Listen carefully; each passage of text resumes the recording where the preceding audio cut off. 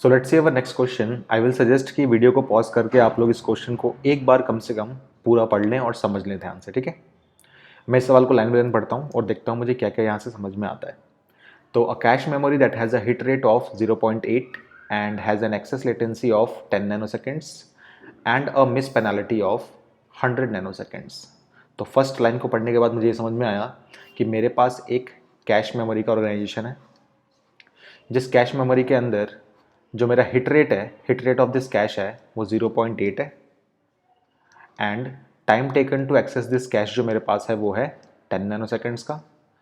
और जो मेरे पास यहाँ पे मिस पेनाल्टी है, मतलब अगर मेरे को हिट रेट नहीं होता, मिस मिलता है मुझे, तो जो टाइम टेकन वहाँ पे होता है, अगर मिस हुआ मतलब कैश में आइटम मौजूद नहीं है तो मेरे को 100 नैनोसेकेंड्स का टाइम लगेगा।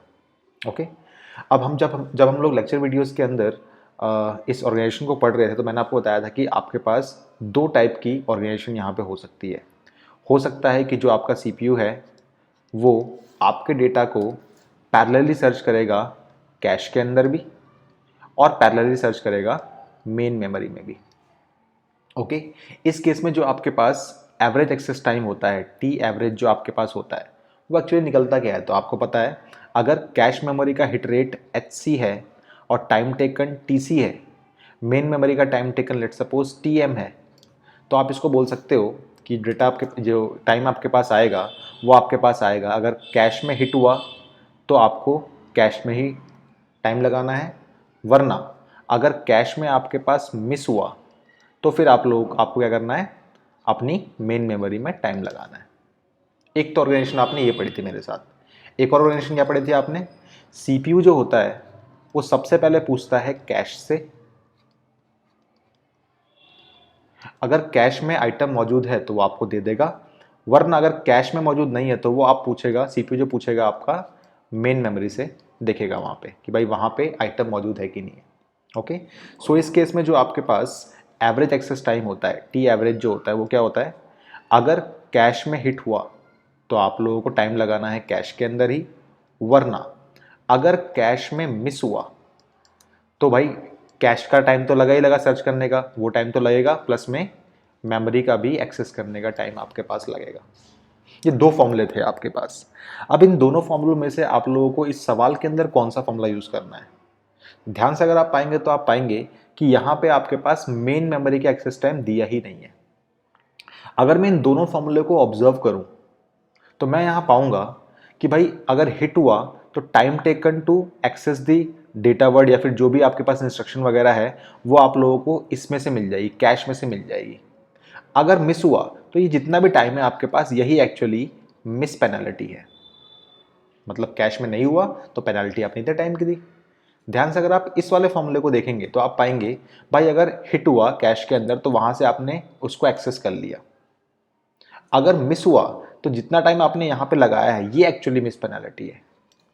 अगर मैं इन दोनों फॉर्मूले में ये टी सी टी एम ना लिख के डायरेक्टली मिस पेनल्टी लिखता हूँ तो जो फॉर्मूला आपके पास बनेगा, टी एवरेज का जो आपके पास फॉर्मूला बनेगा वो बनेगा आपके पास, अगर कैश में हिट हुआ तो टाइम लगाना है आपको कैश में, और अगर कैश में मिस हुआ तो आपको देनी पड़ेगी मिस पेनल्टी। देखिए यहाँ पे भी एमपी है और यहाँ पे भी ये पूरा एमपी को ही रिप्रेजेंट कर रहा है, एमपी का मतलब मिस पेनल्टी को ही रिप्रेजेंट कर रहा है।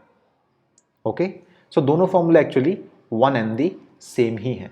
तो क्या निकलेगा आप बताइए। यहाँ से आप देखेंगे कि आपके पास जो यहाँ पे एवरेज एक्सेस टाइम निकल के आया है वो निकल के आएगा, हिट रेट आपके पास कैश का दिया है 0.8, हिट रेट आपके पास दिया है 0.8 एंड टाइम टेकन है इसका 10 नैनोसेकेंड्स का, प्लस में मिस रेट क्या हो जाएगा, 1 माइनस में 0.8 इज 0.2, और जो मिस पेनल्टी है यहाँ पे वो है आपके पास 100 नैनोसेकेंड्स की। तो अल्टीमेटली आपको मिलेगा यहाँ पे 8 प्लस में 20 विच गिव्स अस 20 नैनोसेकेंड्स।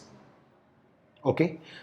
तो हमारे पास जो एवरेज एक्सेस टाइम आया, फर्स्ट लाइन को पढ़ के, मैंने सिर्फ यहाँ पे फर्स्ट सेंटेंस को पढ़ा है, अभी आगे मैंने कुछ पढ़ा ही नहीं। अभी आपने वीडियो को पॉज करके सवाल को पूरा पढ़ा होगा। ओके। तो मैंने यहाँ पे फर्स्ट लाइन को पढ़ के इतना एवरेज एक्सेस टाइम निकाल दिया।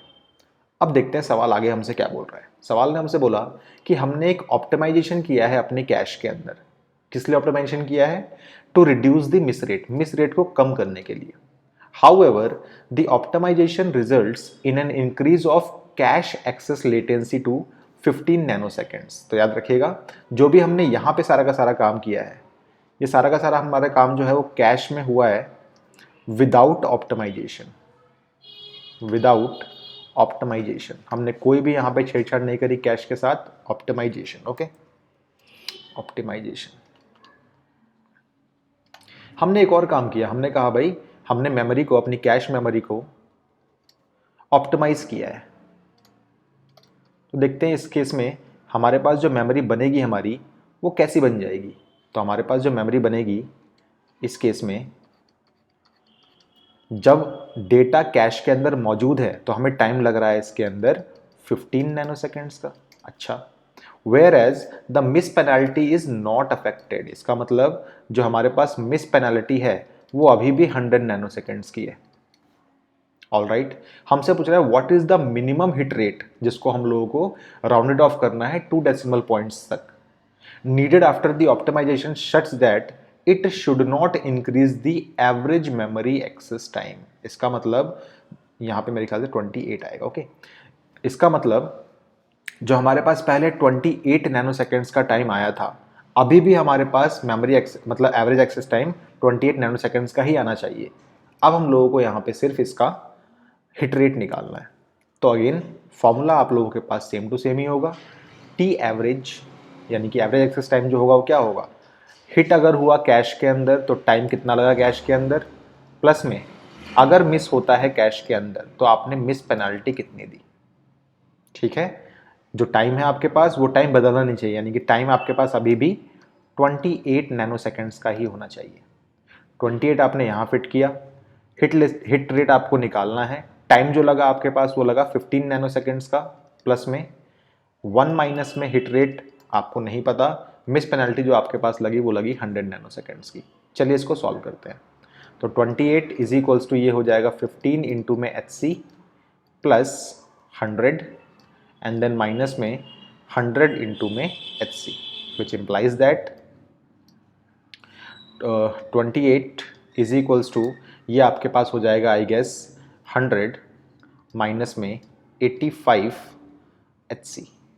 ऑल राइट, यहाँ हम अरेंज करते टर्म्स को, तो ये आपके पास आएगा 85 H C is equals to 100 minus में 28 and then H C we will get is what, ये हो जाएगा हमारे पास 72 अपॉन में 85।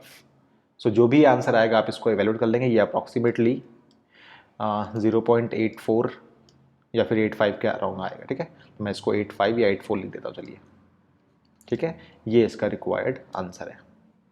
ठीक है, सो इसका आंसर क्या होगा आपके पास 0.84। मैंने इसको 2 डेसिमल पॉइंट्स तक इसको लिख लिया, राउंड ऑफ कर लिया। सो ये सही तरीका है इस सवाल को सॉल्व करने का। ओके।